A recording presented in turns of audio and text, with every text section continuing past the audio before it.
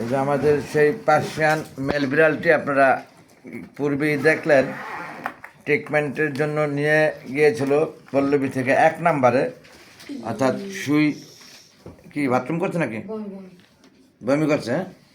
সে এতটা অসুস্থ সত্যিকারে না দেখলে বোঝা যায় না ও কতটা চঞ্চল ছিল এবং কতটা প্রফুল্ল ছিল। যাও হাত দিয়ে আসো।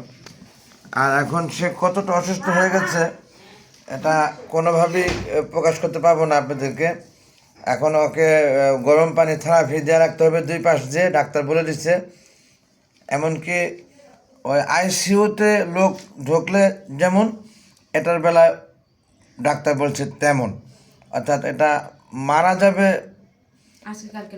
আজকে কালকের মধ্যে ডাক্তার বলে দিচ্ছে। যদিও ডাক্তারের বলা এটা ঠিক হয়নি, আমরা খুব আহত হয়েছি তার কথা শুনে। ডাক্তার তার ডাক্তারের শিক্ষার অভিজ্ঞতা থেকে বলেছে এই আর কি। কিন্তু খুব অবাক লাগলো যে এই 5 দিনের মধ্যে বিড়ালটি কোথায় থেকে কোথায় কিভাবে এরকম কাবিজ হয়ে গেল, কাহিল হয়ে গেল। খুব দুঃখ লাগছে বিড়ালটাকে দেখে। এটা যে কেউর কাছে খারাপ লাগতো।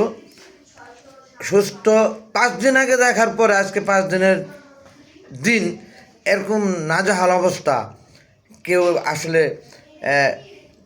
সহ্য করতে পারতো না। আমরা তো এটাকে পালি, এটাকে ভরণ পোষণ করি, আমরা এটাকে আমাদের বাসায় সবসময় দেখি। আমাদের কতটা খারাপ লাগতেছে আমরা বুঝতেছি। এটা পিছে এখন প্রতিদিন একটি মানুষের পিছে খরচ হয় যেমন, এরকম অসুস্থ হলে এটার পিছে অনেকটা খরচ হতেছে তেমন।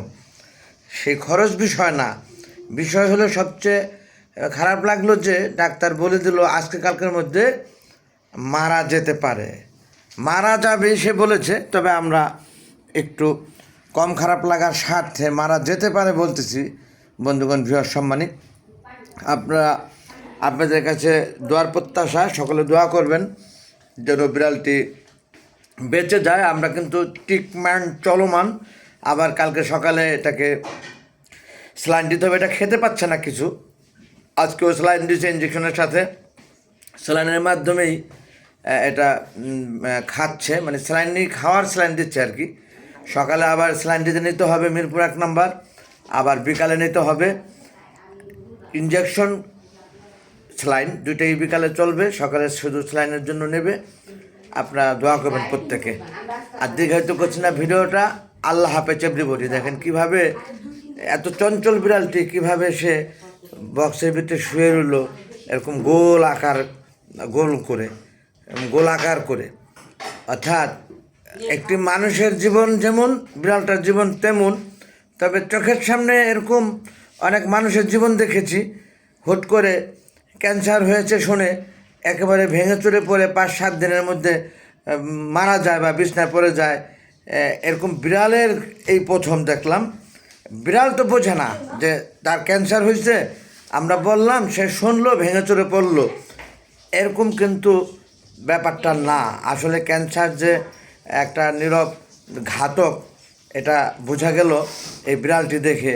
কিভাবে নিস্তার করে ফেললো বিড়ালটাকে। 5 দিনের দিন সে এখন নিঃশ্বাস যায় আসে এরকম একটি অবস্থাতে। মাফ করবেন বন্ধুগণ যদি ভুল ত্রুটি থাকে আমার বলার মাঝে। রেখে দিচ্ছি। আল্লাহ হাফেজ এভরিবডি। Thanks all. আসসালামু আলাইকুম ওয়া রাহমাতুল্লাহি ওয়া বারাকাতুহু।